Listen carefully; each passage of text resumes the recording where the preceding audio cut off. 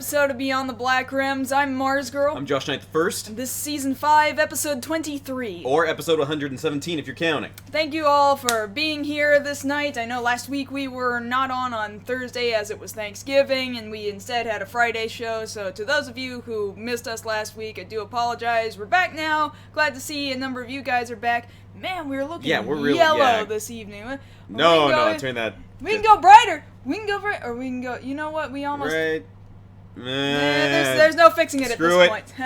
Screw it. We're doing it live. Thank you, as always, to our Patreon contributors over at patreon.com/MarsGirl who've made this show and many other shows such as this one happen. A few days ago, I released the review of the Transformers the movie, the 1986 animated film. It was very fun to go back over the first two seasons of Transformers and then kind of follow it up with that movie. And, man, the difference is like night and day between these two, between the series and the movie. Like, boom, the movie's just so gorgeous in comparison. Well, yeah, that's that toy animation for you. Yeah, nice 1980s toy animation. What else is going on before we get into all kinds of stuff? Let's see, I'm trying to think about everything all together. We are, as of today, we're 2 weeks out. 2 weeks out from The Force Awakens. From Star Wars The Force Awakens, yes, you're absolutely right. Man, I'm excited. And if we're following our schedule correctly, next week is the last episode for this season. Yeah, if we stop at 24 episodes, right. Yes. So we'll see. I think more than I get the feeling we might want to, because everybody else is going to be putting it out there, put our thoughts out there once we see The Force Awakens. Mm-hmm. So you guys will probably have that to look forward to after the fact. But thankfully you've got us tonight, then next week, and then we'll be off for relatively about 4 weeks, and then we'll be back in January. Yeah, so after next week you're not going to see us until the new year, which I'm excited. I'm excited for a whole new season. Man, I can't believe we're about to wrap up 5 seasons. Yes. Seems kind of crazy, right? I've seen crazier. Well, yeah, I mean, we're no Simpsons or anything, but... Oh, I hope not. You really hope we die before we get stale? Dang right, I hope we die before we get stale. Alright. You think I want to end up like that? I can completely understand that. No, I completely and utterly understand that. But thank you to all of you who came out last week on a Friday. We all know you had better things to do, like enjoy Black Friday or be full of pie. I know I wish I was. As of tonight, there's other things you can be enjoying right now. The Wiz on tonight? Is that tonight? That is like, tonight, man! Yeah. Oh! Yeah, it's I tonight. completely forgot about that. I wanted to watch. Honestly, The Wiz is one of my favorite musicals. And also at the same time, right now, it's already been going for an hour, but the Game Awards has been going on for this past hour. Don't so get ahead of yourself, I'm just man. saying there's other things that you could be enjoying right now, and instead you're with us, and I thank you guys for being with us. We thank you, and we're sorry. Yeah, at the same time. That having been said, I guess we could describe I guess we should talk a little bit about our show for the evening. First story for this evening, once we finally get to all of our main stories this evening, includes Samurai Jack, which, of course, was an old Cartoon Network property. He's back, mofos. He's back. Animated by Tartakovsky. Genndy Tartakovsky, yes. Tartakovsky, who also did that 2D Clone Wars animated series, which was so good. Now, all we really know is that it's coming back, and we want to talk about it. But there's enough to talk about there. We want to talk about it, and we want to there. speculate about it, yes. As Kaylin just mentioned, right now the Game Awards are airing right now, and some of you could be watching that at the same time as this. Truth be told, that's what we're doing. We're doing not gonna the lie. same thing. Off in a corner on the other side of the screen, like over here next to my hand right now, is where we're also kind of watching at the same time without any audio to kind of keep up. We're just regular CNN over here. But we're going to talk to you guys about what's happened so far in the Game Awards, a couple of announcements of some games, and some awards that have been given out. As well as just politics on how good the Game Awards really are, quite frankly. And relevance. And then the final story of the evening. Y'all knew it was coming. You guys saw the trailer, surely, and if you didn't see the trailer, you saw the internet explode about it yesterday. They released a new trailer for Batman v Superman. Not quite Justice League. Thank you. So, man, a lot of things to say in regards to that stupid trailer. Like what you did for Jurassic World, I'm about to do for this. Yes, I understand that. I totally I'm ready understand. right now. I'm ready to go. Well, we've got other things we need to talk about first, right? So we've got I guess. we got like follow-ups and stuff, right? Like that's we a got thing the we follow-ups. do. Why Alright. do you do that? Because I'm trying to add flavor. All right. Tastes kind of funny. I don't know. It tastes like tea to me. Go. All right, so follow-ups. We got a few tonight, so let's get right to it. So first and foremost, we're going to talk about Star Wars Rebels. Rebels has officially been picked up by Disney XD for a third season. Woo! Yes. It's been a good show. It's been a real good show. It's been significantly better than the CG Clone Wars series. Yes, because the So- thing about it is the show has been doing very well. And of course, with the arrival of The Force Awakens impending, more and more people are watching, more and more people are seeing, wow, this is a really good show, the ratings are going up, toy sales are doing really well, so it's like, you know what, we'll give you guys a third season. And we're like, yes, thank you, we're looking forward to it. We get to see more of Ezra, Kanan, and the rest of the crew of the Ghost as they fight against the evil Empire, and so we're very much looking forward to seeing more of that. As far as other series getting picked up, Supergirl over on CBS has been officially picked up for a full season run. So good for them. Yeah, I kind of expected that, to be Well, yeah, honest. admittedly, a lot of their demographic skews more towards, sitcoms and things like that. Supergirl being their first superhero series since, the Flash back in the 90s. Yeah. Has been doing very well for them, so it only stood to reason that they were going to have that picked up for a full season. Still hit or miss on, whether or not you like it. I like it well enough. It needs work. It's a first season, it needs work. Okay, so moving on to some trailer news. So 3 trailers have already been rated, and we're just awaiting their arrival out on the internet or in theaters, and that would be X-Men Apocalypse, Independence Day, Resurgence, and the next Suicide Squad trailer. All 3 of those will be coming very soon, so hopefully by next week we'll get to talk to you guys about at least one of those. If not that, then we'll probably see them within the coming months, since we've got a lot of other major movies coming out that they could very easily be attached to, so be on the lookout for those. Okay, so kind of in conjunction with this whole game awards thing, so it was announced that WB Games Montreal is developing 2 new properties for the DC universe, not Batman related. Interesting. Now, they've been talking about this for a while, and, your guess is as good as ours right now. The strong idea right now is that one of them is a Superman title, because there hasn't been... More than likely that, and on top of that, we've got a Superman movie friggin' coming out within this next year. Like, it would be the smart time to cash in on Superman right now. And the other one being, since it's been a while since anybody tried that because of the last movie tie-in, it could be Green Lantern, or possibly The Flash, or something tied to the other television properties. Right now, that's up in the air, but we know it's 2 titles in specific. What those titles are, we have yet to find out. It's interesting to see that they're going to go ahead and develop these, because, admittedly, yeah, they've ridden the Batman game pony to the ground, and they put that guy out to pasture. Right. Because Arkham Knight was, of course, the last in that specific trilogy, starting in Arkham Asylum and then ending here, and then we don't really talk about, Arkham Origins, because it wasn't that great. Mediocre. It was mediocre. When it was not broken for PC. No, that's Knight. You're I'm right. talking about Origins, which was just kind of, If you say so. Yeah. In other... Okay, so this is an odd thing. So you guys know we've been following the tales surrounding how Konami is treating or not treating Kojima. Right. So, Sony had their PlayStation Awards just not too long ago, where... A day or so ago? Yeah, where traditionally, people get awards for the games that they've worked on and created, and more often than not, in past years, even as recent as last year, Kojima has gotten an award for a Metal Gear Solid title. This year, that wasn't the case. The head of the PR department at Konami received the award, which again begs the question, but where did he go? Yeah, I mean... Where's Kojima? Where'd you put if him? it's specifically for Metal Gear, who would be more appropriate than Kojima, Yeah, Who? so why are you shafting him? Something He real is- nasty had to have gone down. He is real off the map. That's all I can guess, is he's real off the map right now. Nowhere to be found. Like, we're gonna have to start putting out... We haven't heard from him in a while, right? Not really. Not since that last sort of... He's on vacation tweet or whatever that came out a couple of weeks back. Yeah, that's kind of bizarre if you ask me. Like, if we start putting out Where's Kojima books, will people read them? Try and find him there in the crowds Putting at E3? him on milk cartons?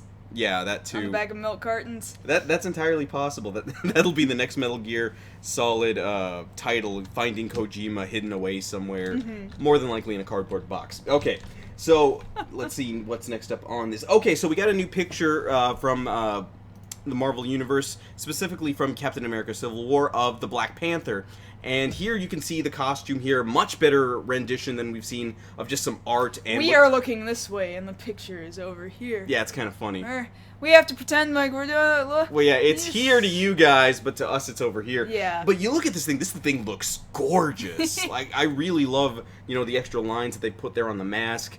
I think it's a pretty good adaptation from the comics to, the big screen here. He looks really CG right now to me. But I'm sure I need to see more of him in not to say he looks bad. Well, really, bad. it's because here it's shrunk on us, but it looks really good. Yeah, he looks threatening. He looks really good. He almost looks more Batman-ish than Batman. For the sake of current movies that are coming out, I guess I can kind of see that. Yeah. Yes. In other news, we've got a new picture from this upcoming Doctor Who Christmas special, and we have a title for it. I don't need to talk. You need to talk. The title, of course, being The Husbands of River Song. This, of course, being the first time Alex Kingston's character of River Song will meet this current incarnation of the Doctor, played, of course, by Peter Capaldi. That, of course, will debut on Christmas Day. So you guys be on the lookout for that. So we've talked about stuff like this often enough, but here we go again. So Universal Studios Japan is doing another 4D ride event surrounding Evangelion and Attack on Titan, and it's like, we talked about this so long ago, and then they started doing it almost the next month after we talked about it. And every time we look at these, like, there's two very short trailers. If you go to Anime News Network, you can look at them. They'll link you to the YouTube channel for it. Mm-hmm. They look almost exactly like we described them. I know. You're there in a tram, and then angels attack, and then, Eva 1 goes berserk, and then you're having to weave through things while you're being attacked, and things are reaching out at you. And then same thing for Attack on Titan. You're a member of the survey squad, and then the female Titans, they're attacking at you and looking like she's gonna eat you, and it's like, we called it! I know, we called it long before they actually went through. They probably had plans for it for quite some time, though. Yeah. We can't have been the first people to have thought of it. I know, it's just, the coincidence is real strong I here. get that. And what makes me sad is that, we're here now, and I wish so hard that we could have had those events going on while we were over there in Japan, because I would want to go back right now to see those events, but... I just plain want to go back. Yeah, but, that's me. Bankroll, you gotta wait. Yeah. So, yes, if you're going over to Universal Studios Japan, you'll have the opportunity to check out either one of those attractions, and I will be very jealous. Okay, so, actually backtracking to the Marvel news relating to Civil War, so Chris Evans and Robert Downey Jr. apparently have differing opinions on whether or not Spider-Man is actually in the movie. Okay. Yeah, I don't know how that works. So Robert Downey Jr. was quoted as saying, it's amazing, we're the old guard now because we've done so many movies, but now you've got all these new guys coming in like Winter Soldier and Falcon and now Spider-Man, and it's, it's really cool. Mm-hmm. And then Chris Evans immediately chimes in like, well, you never know, it could be anybody, trying to gloss over what he just said. Like, no, he's in there. Yeah. We've heard it. You can't take it. We know Tom Holland filmed. Like, what is even the point now? Yeah, don't play. Don't pretend like we don't already know. Play me. We already know. We're not stupid. He's in there. Alright, don't lie to me. You're not a very good liar. Stop it. Okay. Alright, that's enough of that. Alright, so moving on to some Tokusatsu news. So, great news coming out of Tsuburaya. So, in upcoming episodes of Ultraman X, Ultraman Nexus will be appearing in the show. To coincide with that, his appearance in Ultraman X, over on Crunchyroll, they will be loading all of Ultraman Nexus to Crunchyroll, making him the next to join the ranks of course, X, Max, Zero, Ginga, and Victory. That's 5 whole Ultraman series we're going to have available here legally and to stream. That's fantastic, considering, for decades we weren't allowed to have these series. We only had like 1 or 2 DVD releases or the occasional really bad English dub release Dang over you, here. Tiga. Tigo's the worst. Interestingly enough, the 1960s original Ultraman, was not good, but it was shockingly close to what the original series was supposed to be at the time, that was tolerable for that time period, and then there was just otherwise this enormous gap of nothing. We're living in a fantastic time now, and to the best of my understanding, we're still under that mentality of if we want to see more live-action Japanese, like Tokusatsu and other kinds of shows like that, keep watching stuff like Ultraman, and they might consider trying to go to other companies to pick up other licenses. That would be amazing. Yes, and I fully agree with, people there in the chat asking, hey, if Shout Factory's smart enough, they'll start picking up on other titles, not just Super Sentai to release over here. Right. Because I know a couple of people, including myself, who would immediately purchase those things. Of course, I understand that for sure. Alright, so moving on to some other Tokusatsu news. So we have the first rumors coming in for the toy catalog for the next Sentai, Dobutsu Sentai Zyuohger. And the prevalent rumor right now, because we might actually be getting this information within the next couple of weeks, closer towards the end of the month when the magazine scans, come out. It looks like the series may or may not have a theme similar to Go Onger, which is that the team is split up into, groups 3 here, 2 here, and they both have individual transformation devices, but they're all part of the same team. One of them being an ocarina. Huh, okay. Yeah, so that'll be interesting to see. I wouldn't put it past them, because if it's an ocarina, that means it makes noise, and kids like noise and shiny things, stuff that lights up. It does kind of make sense for that age range, that they're aiming it toward. And then apparently their their primary weapon is a dog guitar, because animal. I'm trying to picture what that looks like. Yeah, I don't quite get how that looks either, but hopefully we'll get more confirmation on this. Hopefully even a look at what the Zyuohgers look like, because they are currently filming the Ninja Tokyuger crossover right now, and more often than not, that is our first look at the next team after both of those. So we'll be looking forward to seeing that. Over on the Kamen Rider side of things with Ghost, we have our first picture, official picture of actor Sotaru Yasuda, who some fans would remember played Geki Chopper in Juken Sentai Geki Ranger. He will now be playing a villain on the show known as Javel, who has the ability to change back and forth from Ganma to human. It's nice to see another returning actor here in the series, and it looks like he's going to be around for at least a good chunk of the series now, so he's going to be the next level bad guy there on the show. So, looking forward to seeing him there. And like we said before, we are only 2 weeks out from The Force Awakens, and there's still so many things that we don't know about the movie, and so many things we're very much looking forward to seeing. But it's nice to see, in specific, we saw a video today of Mark Hamill dressing up in the current First Order Stormtrooper gear to get the word out about Force for Change, which is this Omaze charity that if you put towards it, you go to omaze.com/Star Wars and pitch in towards it, you can win tickets towards, going to see the movie and at the premiere. Omaze has done this a number of times. I think even J.J. Abrams in previous movies has gone through Omaze before. And this isn't the first time just for Star Wars that this has happened. Of course, a little while back, Harrison Ford was just surprising people. Yes, he's also part of this Force for Change movement. People from The Force Awakens saying, hey, come out and do this. If you pitch in, it goes towards, I think it's 12 different charities that they disperse the money out to.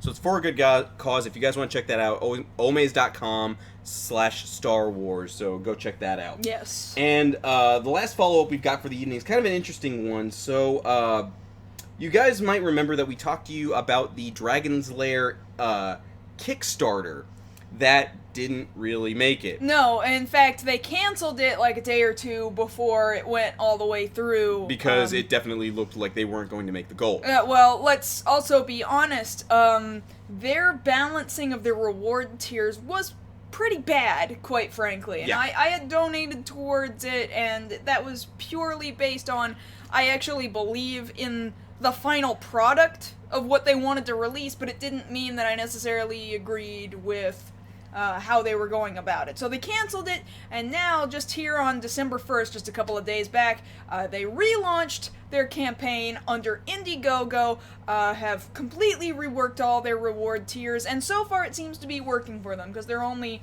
3 days in, and they're already 62% funded, which is significantly better than to put this in context, they're asking for less this time in comparison to the first one, because the first time around they were asking for $500,000. Here they're asking for $250,000. So a lower number, which by definition is easier to hit. And currently they are at $154,302. And they've still got 43 days left to go on the run of this Indiegogo, so if you guys want... So they have a longer span of time in which they can raise the money, too, so this was significantly so if you guys smarter. want, if you already gave to that, you probably got your refund on it, go ahead and go over to the Indiegogo, pitch in there. If you want to see this Dragon's Lair movie pitch, I guess is what it was. Yeah, because they're not animating a straight-up movie. First they have to animate a pitch to then send to movie studios to see whether or not they think that this is worth putting their money behind to actually make a full-length feature film. Yeah, so definitely go check that out. It's a lot more balanced. It's a lot better to look at. And... good on them for realizing their mistake. Yeah, exactly. So, hopefully this goes by a lot better. This is a lot more successful. I would love to see whatever it is they come up with, even if it doesn't actually get turned into a full-length feature. An animated short would be great. Yes. That would be fun. But that's all our follow-ups for the evening. Now we can get to all of our actual stories. Yeah, so our first one was in regards to Samurai Jack. So we were all treated to this little ditty right here. Yeah. Oh man, it makes me so happy to see. So to be honest, like I said earlier in the show, it's hard to talk about only to the extent that all we really know is that Cartoon Network has in fact confirmed that in 2016 there is going to be more Samurai Jack, and that Genndy Tartakovsky is going to be working on it, so it's, the same thing you know and love, which is fantastic because it ended like crap.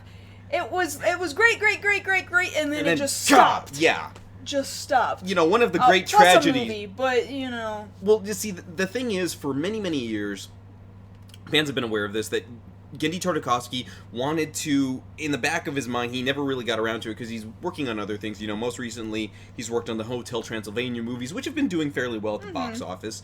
Doing other projects like Symbionic Titan and so on and so forth. But he had always hoped really, to do a Samurai Jack movie to kind of round out, hey, this is the story we wanted to tell, we want to finish it off and give the fans the closure they want. And now, Cartoon Network says, oh, well, hey, Toonami's a venue we've got. You know what else we've got on that venue? Samurai Jack, he's back! Watcha! And the thing you were gonna kill me just now, jeez. And the thing about it is, everybody responded to this with, oh hell yes! Because Samurai Jack for its time did things a lot differently because, Tartakovsky has his own vision for how his shows work, and there's very typical art there, but one of the things that I remember most about it, they used to have those little vignettes showing how they make the show that they would show on Cartoon Network. That was the show where there weren't any black outlines on characters. They were all just color, then next color. They were never outlined. If you look at Jack, he doesn't have any black lines other than on his hair. Every color blent into the background, and it gave it this unique style to it. And there's not a lot of animated shows that choose to go in that direction. They always choose these very hard lines. Right. And the thing about it is, the show as a whole was so interesting. Like, we were talking about this before we went on air. Each episode could have been its own dang 45-minute live-action show if you really wanted to do it. They were all each their own self-contained thing, with, of course, the overarching idea that Jack, everywhere he goes, he's trying to figure out how to get home to his own time and how to defeat Aku. But otherwise, you remove that big overarching story, and each one is self-contained enough that you didn't have to see the one before it to understand where you are now. And see, it's one of those, I would put it as one of those classic series where everything you need to know is told to you in the opening credits. Yes. Aku's narration. Now, bringing that up, of course, some of you might remember that Aku's actor, Mako, unfortunately passed away several years ago. The last thing he worked on was the Teenage Mutant Ninja Turtles CG movie that we refer to as Terminator. Yeah. Where there he voiced Splinter. As such, he's been passed away for several years now, and he was such a big part of that. Like, he's the first voice you hear. Yes. Long ago in a far away... Like, that's etched in people's memories. Once you heard that, it's like, oh, snap, Samurai Jack You song. remember when, this past year we were at MagFest and we hosted our cartoon intro sing-along panel? That's right. And then this came on, and I was, like, shocked at how... everybody in the room started repeating Aku's opening monologue. Verbatim. Yeah. Like, people had it memorized. Long ago in a distant land. And, they said the whole thing, and then once the theme kicks in, everybody's there getting crunk. Back to the best samurai. Jack. And I was along with them, and, we were like... It was so edifying to see that the series, so many years removed, still has such a hold on people. People really... resonated with it. It resonated with a lot of people because that style is similar, some people would say, to, like, say, Afro Samurai or even Samurai Champloo, like the overarching sort of, it's this weird blend of culture because, Jack himself is a samurai, but there's these cool beats in the background that you're listening to while the fights are going on, and the blend there worked, and people really liked it, and now, it's the smart thing for them to do, for Cartoon Network to be like, you know what, enough's enough, we made enough stupid decisions, people are still pissed about Young Justice, let's give them something they want. Yeah, it's kind of interesting how we're suddenly in this time where all these older networks from our childhood are deciding, why don't we go ahead and bring back our old cartoons that maybe deserved a better wrap-up than what we originally gave them. I can include Hey Arnold. Yes, Hey Arnold, of course, that being the other big one from last week. But yeah, along with, Mako, we have to find a suitable replacement actor for Aku. The next question would be, well, is Phil LaMarr returning as Jack? Yes. To which I would imagine, yeah, because I don't think he's busy right now, I wouldn't think. Well, you might have to check. Well, we'd have to check. But definitely, when you see that you've got the basics there, that hopefully Phil LaMarr's returning as Jack. Genndy Tartakovsky's working on it. It's on the same network that it started off on, and it's going to be on the Toonami block, which was already brought back from the dead in and of itself. Yeah, you can tell very clearly, really, when you started with Toonami being resurrected, and then being put in the Adult Swim time period, what that meant was, we know the age of the people who watched this originally, we know that they're older, we know that they've moved on, and now we're gonna put this in a time block that makes sense for these people who were originally attached to these titles to begin with. So it makes sense for it to then move to Toonami in the Adult Swim block. That just plain makes sense to me. Yeah, because, it started on the original, I think it was the Friday night showings on Cartoon Network, and then later on Toonami would play the reruns, when they didn't have gaps that were filled in by the anime they were airing. And so now for it to show up on Toonami again just makes sense. All of this makes sense. Finally we're going to get to see where this story goes. You might actually get to see Jack finally get back to his own time. Yeah, to his own that's what I've wanted to see this entire time. That's all I ever wanted to know. That's all anybody ever wanted. Does he go back? Does he make it? Does he beat Aku finally? Or does he find peace where he is now? Yeah. Which, I would find slightly hard to believe, and yet he could do it, I guess. And the thing is, with so many other shows out there now, that are a little off, for lack of a better term, you've got your Steven Universes, your Gravity Falls, all that stuff. To go back to this, where the concept was already weird enough to begin with, I think it'll do just fine competing against all these other shows that Cartoon Network has now. I don't think it'll fail. I really don't. I think there's a strong enough fan base to support it, because they've all been waiting here in the shadows. Like, come on, we're waiting, and now the time's coming. Everybody's like, yeah. Yes. So yes, definitely next year we will keep you guys as much up to date as possible with developments with this new Samurai Jack series. Watch out. I'm excited. Yes. Okay, so moving on to our second story, which is in progress right now. Yeah, interestingly enough, you're looking at the logo for the Game Awards 2015, which, yes, is actually still airing right now as we speak. We only had, an hour of the show to see before we started our own show, and it's still going right now. It was kind of interesting. I was reading some articles about people who are really upset about the Game Awards, and more so than just the typical, oh, well, it always sucks, oh, it's always full of crap, it's always a big old sellout, this, that, and the other thing, and they got all these musical goods, blah. Yeah, it's in its own ways, it's kind of lame.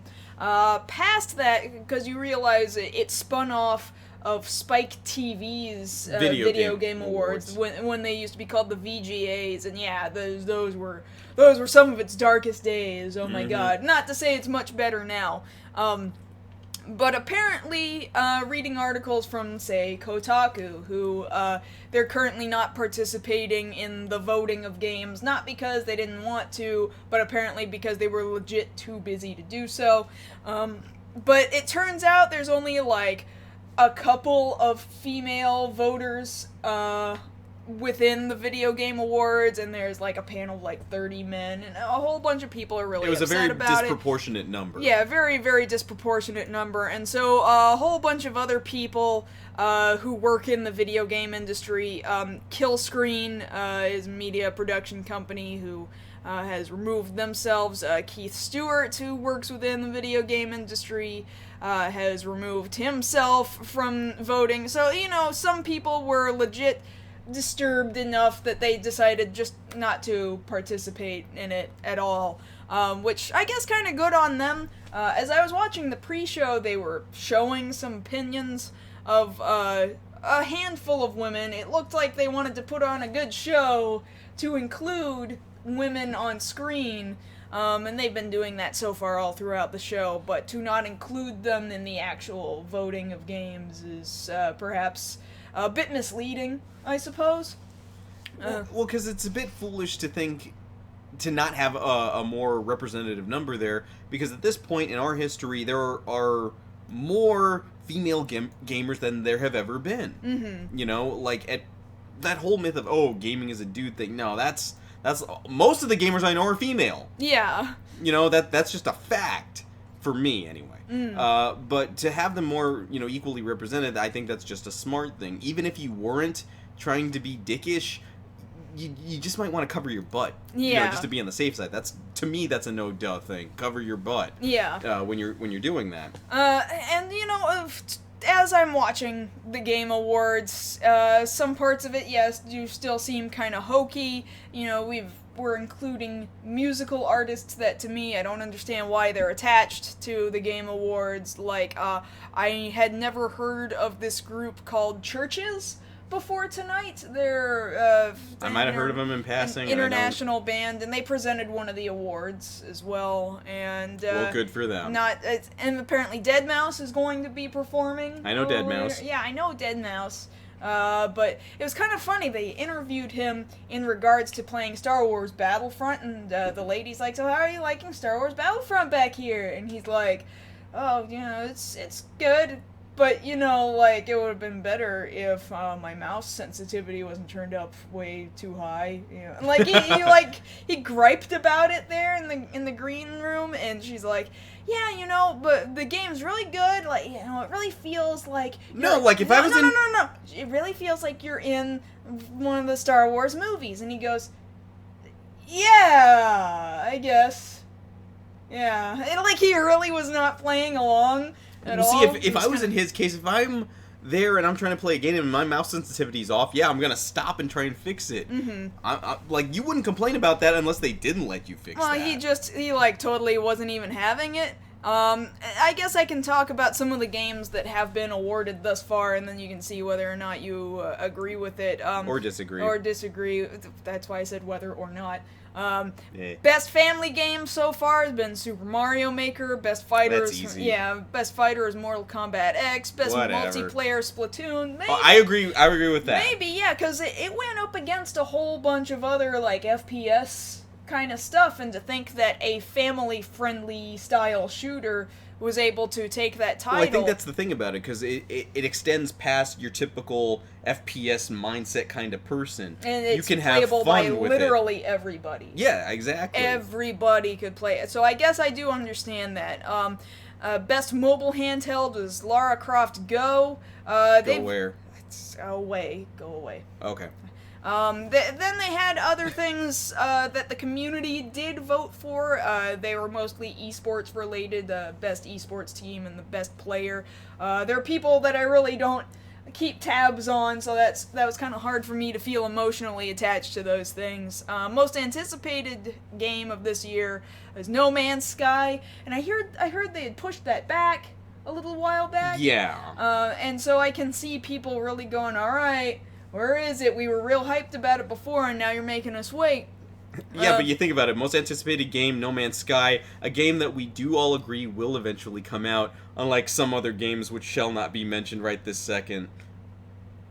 But Kingdom Hearts 3! You're basically asking me to name Kingdom Hearts 3, still unknown when Final Fantasy 15 is going to come out, but they sure like to tell us that they think it's going to be next year. Yeah. Best narrative is Her Story. Favorite trending gamer is Greg Miller. I personally don't know much about Greg Miller, but some of you guys would probably know better than I do. Just now Mark Hamill has walked out on stage. I'm not too entirely certain what it is he's presenting, but maybe one of you guys can tell me. Well, it might be for that new game that he's in where they mocapped him. I forget the title. I was looking it up just the other day. I'm sure he's presenting, though. Okay. In any case. Best indie game was Rocket League. Now, we played some Rocket League. And it also got best sports racing game. That surprised me. Yeah, that doesn't... I didn't actually see who the others in competition for best sports racing game was. Because when they announced best indie game, and then announced that it was Rocket League, they just said while the dudes were walking up the stairs at the same time, it also won this other category. So I have no idea what the other sports racing games were, but this game is not a racing game, so I don't know. Well, it's basically soccer or hockey if you change the settings. With RC cars. Yeah. And yeah, there's an appeal to it. It's fun. Don't get me wrong, it is absolutely fun. There were some other indie games that I kind of thought, well, I don't know. I think we probably all lean toward competition a little bit more. But, Undertale was part of the list. Yeah, and Undertale's coming up. Undertale's coming ranting up. But you could hear this audience when Rocket League appeared on screen. Very noticeable.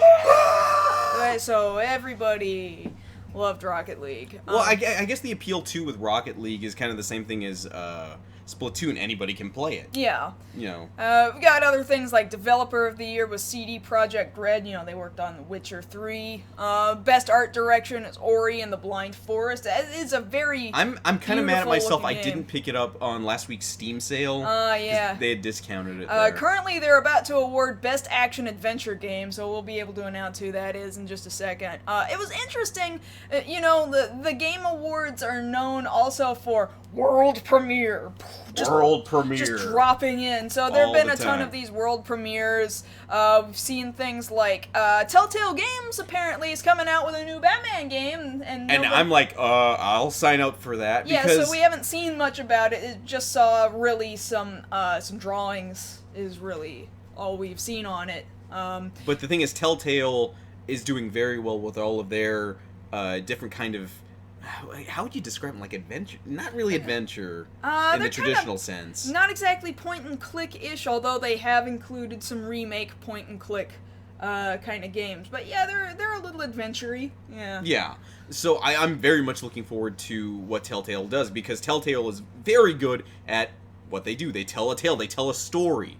Oh, it looks like Metal Gear Solid won there for Best Action, if I'm not mistaken. That doesn't shock me, if that is in fact the case. I'm not surprised.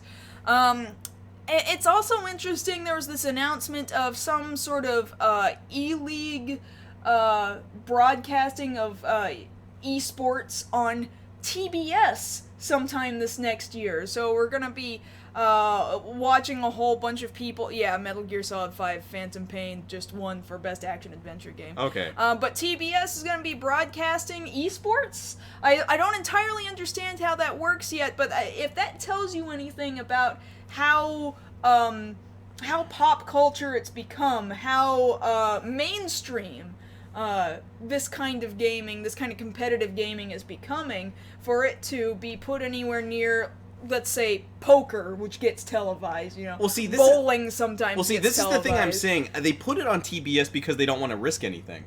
Because think about it. One, they've got to replace programming like King of the Nerds, which no longer shows on TBS. Two, they didn't put it on a sports network like ESPN. And three, they sure as hell didn't put it on network. It's not on ABC, it's not on CBS, and it's not on NBC. It is still niche in comparison to a lot of other things. Esports are so not my thing because that's not how I enjoy my video games, but, like, I appreciate it as being part of this gaming circle. Like, I feel like I am kind of fringe, but I could almost appreciate it more than I can actual physical sports, because that's just not a thing that I do. No, I get that. So it'll be interesting to see if, like, the average person who doesn't game could at all, even remotely, see it on television and get interested in it. Well, here's hoping. I really have no idea. I mean, which is for their sake, I hope they get something out of it. Yeah. And then one of the other things announced, which kind of surprised some people, Psychonauts has a sequel coming out. Psychonauts 2 has been announced now. Then there's something about Rock Band VR. Unfortunately, I had this muted while this Rock Band VR thing was going on. Interesting how they're deciding, no, we need to take this musical genre even deeper and give it virtual reality. I'm not so sure that's necessary. I don't think that's really necessary. So right now there's another musical performance going on, and, it's going to keep going on, and maybe we'll make an update here or there in the post-show or something about it. What was nice is right before we came on air, they had a little bit of time in the program dedicated to, of course, remembering Mr. Iwata from Satoru Iwata from earlier this year, of course, acknowledging his passing. Mm-hmm. Reggie, of course, came out on stage, said a few words about him, about his colleague, his friend, what it was like to have him around, and the inspiration that he got working with that awesome man and being able to see him push an idea that he really believed in. So if there was anything that the Game Awards did right in the midst of all of its hardcore advertisement pushing and all this other stuff I don't really like, that was a classy move on their part. Yes, so, and I'm happy so that good they did on that. them. Good on them. But yeah, if you guys want it, that's playing right now over somewhere. Over everywhere, actually. It's on Twitch right now, it's on your PS4s and your Xbones and Hitbox and every platform you can imagine this is streaming to right now. Yes. So it's weird that you can stream this and they'll still cut to commercial breaks. Yeah, as if this was television, which it isn't. But they want it to be. They want it to be, because want they it to be couldn't cut it on television, right? television, so they're going to television it as hard as they can on the internet. Alright, that's enough of that. And now we still got at least 15 minutes left in the show, which we're going to cut short. Okay, good night. No, we got to get at it. Not quite Justice League. Here we go! All right. You're real passionate I'm ready. about this. I'm ready. We needed the time. I think it's bizarre. You're just really passionate Yeah, about I'm really passionate about this because what the hell?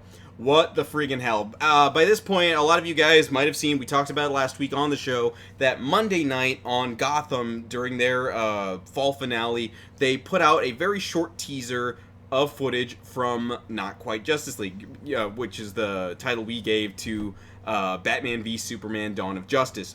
And this clip that you see from Monday night on Gotham, we'll talk about that first and then we'll get into last night's trailer, is this odd clip which most people have come to the conclusion that it's some sort of a vision or dream sequence that will be thrown into the movie of... and you don't think it's some kind of flashback or anything? I don't know how that would even work, because the I imagery is a don't little know weird. how the rest of the stupid trailer works. Okay, alright, well, we'll just go into this clip first. Okay, so first off, so, hey Roger, nice to see you.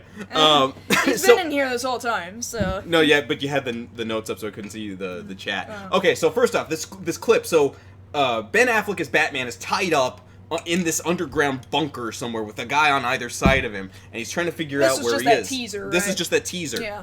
Then Superman comes flying in, kind of like we've seen in the first trailer, and he's got the Superman soldiers there, and they're, at attention, and he walks menacingly towards Batman, and Batman looks kind of a little put off, like, oh, this don't look too good. And then Superman very angrily reaches out and just snatches the mask off him to reveal, Ben Affleck as Bruce Wayne, holds it out to the side, real angry, drops it, and then title. Okay. To which I'm like, what? What even is this? What is this brown coat? This, like, desert camo Inspector Batman? Detective coat that he's wearing? Why does Superman look this mad? What did Batman do? Because two things I don't like about that totally take me out of it as far as tone is concerned. You've got Superman as the aggressor, and you've got Batman looking, for all intents and purposes, for him, scared. That is not what those characters are.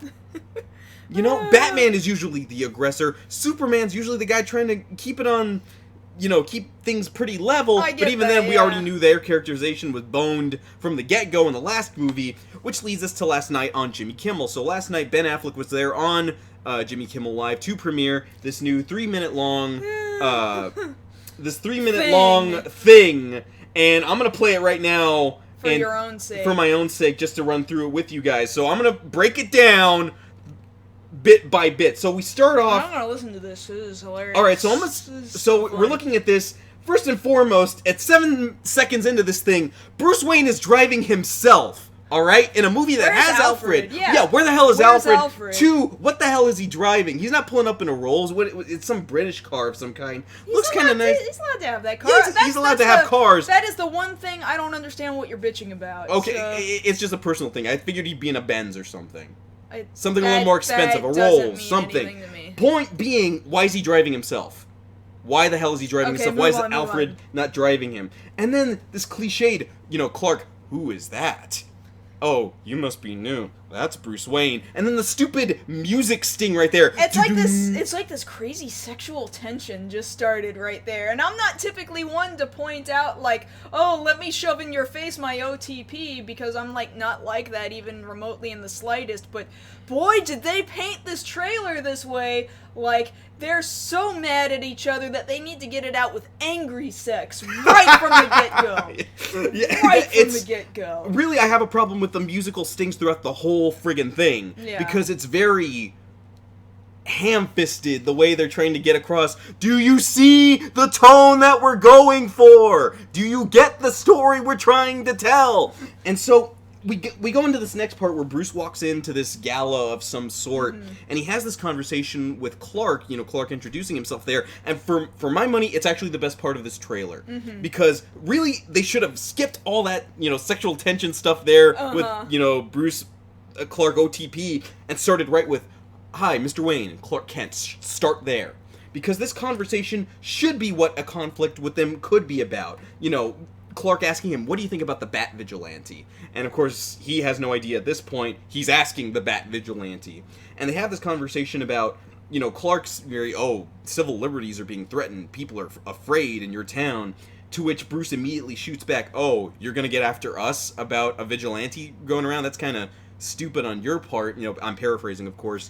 So you're assuming right now that Bruce already knows that Clark is from what they've already revealed to us about the story, it's not a matter of Bruce knowing that Clark is Superman. It's more that what we've seen from both trailers, Bruce was there in Metropolis during Zod's attack. I get that. He's already got. It just seems like Bruce took it to heart so personally, so fast. Like, he's practically screaming, "You're insulting me because I'm the Bat Vigilante!"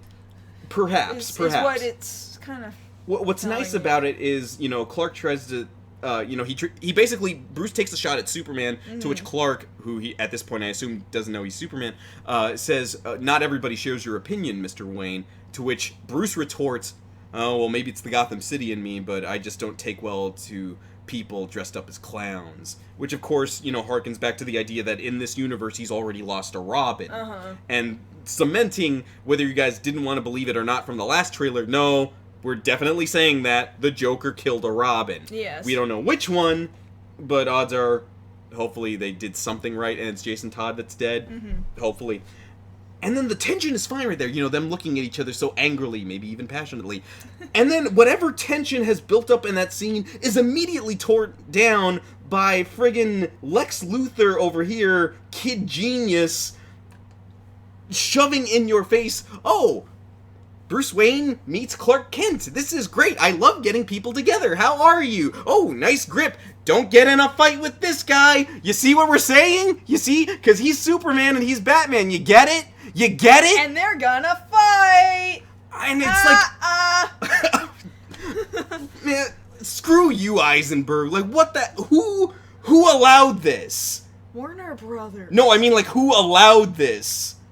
Like, I want names. I want names. I want addresses. I want to know who greenlit his adaptation of Lex Luthor. I agree with everybody who's like, get Clancy Brown on the phone. Where the hell's Michael Rosenberg at? What is this crap? Because he looks like a kid, and admittedly, he's only like, what, a year, 2 years older than me? Mm-hmm. He's this kid against these two adults.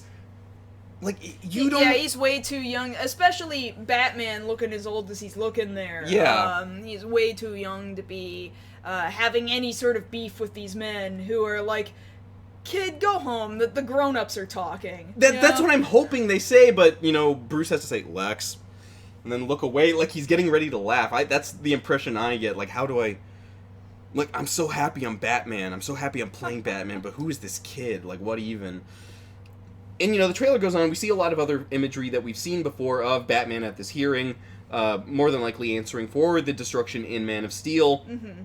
Seeing more of Bruce talking about, you know, why he's fighting. You know, Alfred asking him, you're going to go to war, and, you know, quoting Batman there, that son of a bitch brought the war to us. You know, he's very, yeah, like you said, he's taking the battle at Metropolis very personal. He lost people in that battle, you know, because at the time, Clark Man had no idea how to stop Zod, how to keep people out of harm's way, and the movie seems to be reacting to that, but not in the way we were all hoping they would. They're addressing it, but in Snyder's very over-the-top sort of way, and we're treated to more imagery of the actual fight between Batman and Superman, you know, him showing his arsenal of this new bat plane and the Batmobile shooting at Superman. You know, he's got the heat vision going, and the fight looks like it's going to be very interesting, very entertaining at the least, but I get the feeling that's not going to be, as much as they're trying to make that the crux of the movie, it's probably not going to last that long. No, I suppose not. And then, you know, I don't see how it can, quite right, frankly. exactly, because we've got to get to all this other stuff that we know is in the movie. Because, again, how many times have we said that it sounds like they're shoving in way too much stuff into this movie to make it just be a Batman and Superman movie? Because we already, like, we'll get to here in a second where Wonder Woman shows up, and then we know that Cyborg is in there somewhere, and then... We're supposed to have the cameos from Aquaman and Flash. Like, where? With what time? How are we going to fit this in there? Then we get this stupid line. Well, obviously the movie's going to be 3.5 hours long, Josh. That's the only way you can fit that much crap 3.5 hours of suck. Yeah, and then we have this line from Lois, you know, the typical Lois Lane to Lex Luthor line, you're psychotic. And he's like, that's a 3-syllable word for people who can't understand big idea. Like, it sounds stupid coming out of him. Well, here's what I think is funny. If that's dialogue that is very comic book, which sounds like, oh, that's definitely the right kind of language for picking when you're talking about a comic book movie. But the problem is you grounded these characters so grimdark hard that now this comic booky stupid dialogue longer fits with the scheme that you were trying, the picture you were trying to paint before. It doesn't work. They can't go together. Like, if anything, if we could trade places, send Eisenberg back in time to play Lex in Superman Returns and send Kevin Spacey to now. He could have been a great Lex Luthor now. Yeah, I get that. And then, you know, we continue on. We see a little bit more of the fighting between the two of them. And then we get this weird shot of course, going back to the desert scene, you know, with Batman in the coat. And we see what most people are describing as what could be parademons. And we don't know what this thing is yet. We just know that the actual description of the costume that Batman's wearing is referred to in the toy packaging as Nightmare Batman. Oh, night spelled with a K, but I imagine that's just a marketing affectation. But the thing is, if these are parademons that we're seeing here, that very much ties into the idea that people have had for a while, that once we actually get to Justice League, the actual 2-part movie, that the villain there will be Darkseid, that he's sending all of the forces of Apocalypse, and with it, parademons. Yes. And so if you're throwing that out this early, like, there's no nuance in this trailer whatsoever. Everything's just thrown at you. Oh, here's parademons, here's the fight. And then, we're coming up on some bigger stuff, too, that gets revealed in the trailer. We've seen in the last one that Zod, of course, his body somehow ended up in Lex's hands, and people were assuming, well, he's going to experiment on him to create some sort of anti-Superman weapon. The question is, what weapon? Well, that's not a question anymore, because right there at the 2-minute and 21-second mark, we clearly see this guy. Oh, right. Yeah, we have a picture of what he looks like here. I couldn't believe it. The Abomination, ladies and gentlemen, the Abomination from Marvel Comics is making his first debut in the DC universe. I'm kidding, it's not the Abomination. Show the real picture. It's the one above it. That's not the... Yeah. See, but the thing is, it's Doomsday. Like, let's not kid ourselves. That's friggin' Doomsday that it's supposed to be. But he looks like Abomination, because they scaled Abomination back so much for that movie. Here he scaled back even more. Literally, like, the scales on him and the spiky rock parts have been pulled back. And now, I think there were some leaks and rumors before that Doomsday was gonna be here. Yeah. But at the same time, like, I kinda didn't want them to tell us. I kinda wanted to be, like, surprised, like, they did it. Those sons of bitches, they actually did it. I wanted so hard to be that guy in the theater, like, you mofo, you friggin', like, I was ready to be mad in the theater, not, over 3 months out. Before we even get to the theater, I already know, oh, it's Doomsday. You're already revealing a giant chunk of Act 3 for me. Why are so many trailers having to show me basically everything in the movie? They did that with How to Train Your Dragon 2, they're doing it with Terminator Genesis, and now, not quite Justice League is there in the ranks of, oh, we know what the twist is, that Doomsday shows up, and now... The thing about it is, did you guys even do any research about the character of Doomsday? Like, he's a cool character, like, yeah, Superman fought this guy, and he kind of looks like this. Yeah, put him in the movie, it's cool. You guys he killed Superman, right? Yeah. Like, you guys...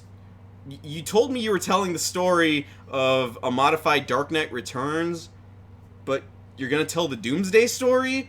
Like, which story are you telling? Which story are you... You guys don't even know. They don't even know. They don't even know. And then, on top of that, because he's... I guess, grown out of Zod's body, he now has heat vision. For some reason. For some reason, because, yeah, Doomsday can totally do that. And on top of that, he shoots out this heat vision blast towards Batman and Superman, and it seems that Wonder Woman is the one to block it. Now, in this particular trailer, there's much less footage of her than there was in the other one. On the whole, just the shot of her blocking the shot, and then this next establishing shot of the DC Trinity for the first time on film, which I want to be so happy about. But the thing of it is, there's one major problem to me, and a lot of other people have called this out. You see Superman there, and he's standing stoic, getting ready to face off Doomsday. Okay, fine. You see Wonder Woman there with her shield and her sword, ready for battle. That's fine, too. Why the hell is Batman holding a gun? See, I'm having to make, big logical jumps in order to explain that, which already is a bad thing. But I have to assume that we haven't seen enough, and that perhaps that gun doesn't act like a real gun, that it shoots something important to the mission at hand here. Yeah, that's my only... But for the sake of the iconic imagery, you've got two characters in traditional poses, and the third guy's way off because he shouldn't have a gun, because guns are not him. Like, did you even read Snyder? Batman's got a thing against guns. It kind of goes back to issue 1. He doesn't like guns. What the hell, man? And we're out of time. I can still go on about this. We'll have to do it in the post show. You're very upset. I'm mad. I'm mad. Yeah, because we're right at our yes. mark right okay. now. So. Yeah, let's wrap it up. Alright, so, I'm glad that you guys are with us, because I'm sure he's gonna keep going here in a second in our post-show, which we do after our show every single night. So if you're not with us live right now, please come out and hang out with us next Thursday night for our season finale, where after the show, we'll get to hang out with you guys for an additional 30 minutes and just do Q&A stuff, and we'll talk back and forth with each other, and this guy goes off on really angry subjects. Yeah. Yeah. But in the meantime, you can always talk to us during the week over on social media on Twitter. I'm at Josh Knight First. And I'm at Mars Girl. And that having been said, that's been tonight's episode of Beyond the Black Rims. We'll see you guys for the season finale next week. Good night.